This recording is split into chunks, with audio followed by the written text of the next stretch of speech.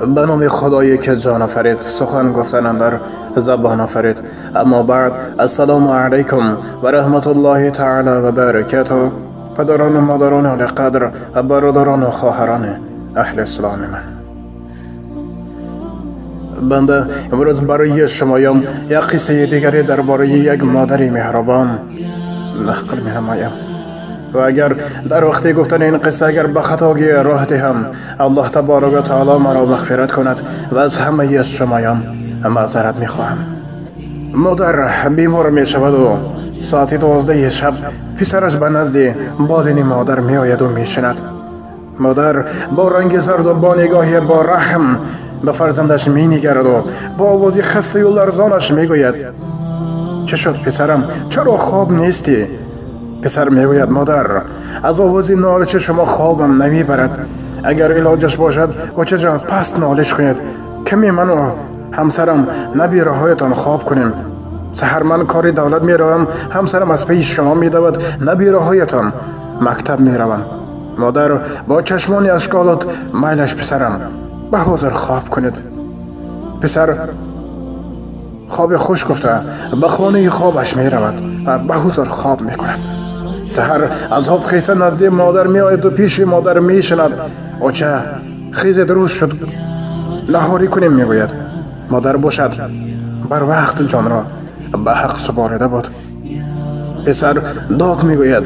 هم آمده پس از چند ساعت مادر را به خانه آخرت می برند. وقتی که بر می گردد همسرش به او مکتوب دراز کرده می گوید: این را از تکی بالین مادرت یافتم.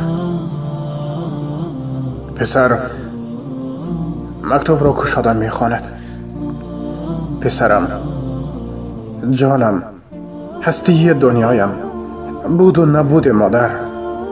مرا با بس که این شب تو را ناراحت کردم، همراهی همسر و فرزندانت نماندم که خواب کنیم.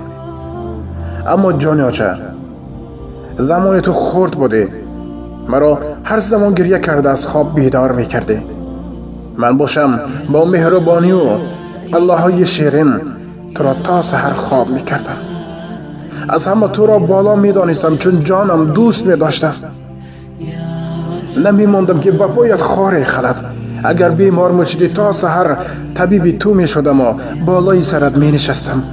باز روز می شد از پی کار خانه و رو و چین و پخت و پز و لباس شستن می شدم. یک بار هم اف نگفتم، تو را خفه نکردم، اما این شب از سبب پیریم بیمار شدم و تو را ناراحت کرده نماندم که تو خواب کنی. اکنون فهمیدم که تو کلان شده ای، دیگر احتیاج به من پیر ناتوان نداری. پسرم، تا امروز از خداوندم برای تو همه چی را طلب می کردم و این شب باز از خداوندم آخرین طلب را برای تو دارم که جان مرا بگیرد و تو را دیگر ناراحت نکنم.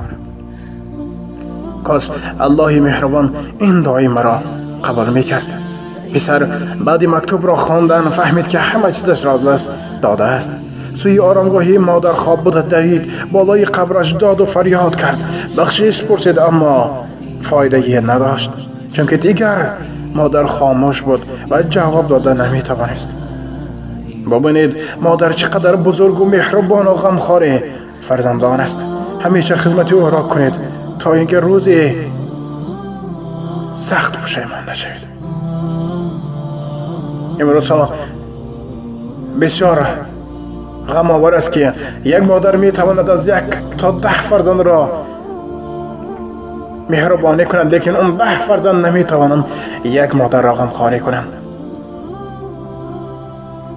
الهی الله تبارک و تعالی هر یک ما و شما را از راه خطا و از راه شیطانی، از حیله زنها و از مکر دنیایی در حفظ امانت خود نگه داشته خدمت والدین کردن را نصیب روزی گرداند. و الهی پدر و مادر هر یک ما و شما را در حفظ امانت خود نگه داشته راحت فرزندان دیدن را نصیب گرداند.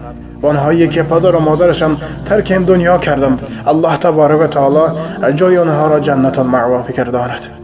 انا آخر دعوان الحمد لله رب العالمین. السلام علیکم و رحمت الله تعالی و برکاته. با احترام دوست و برادری شما امید رحمت.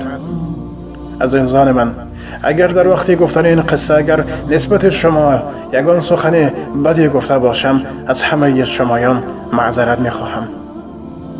من هم مثل همه یک بنده عاجز و ناتوانم و البته با مدد الله تبارک و تعالی کوشش میکنیم تا یک قصه پندآمیزی برای اون جوانهایی که کمی گمراه شدند، کمی برای خطا رفتند، انشاءالله کوشش میکنیم که برای اونها یک قصه پندآمیز ثبت کنیم و امیدوار هستیم که الله تبارک و تعالی به دل اونها نور هدایت را عطا فرماید و از راه خطا و از کار خطا نفس خود را بدارند و برای راست قدم گذارند.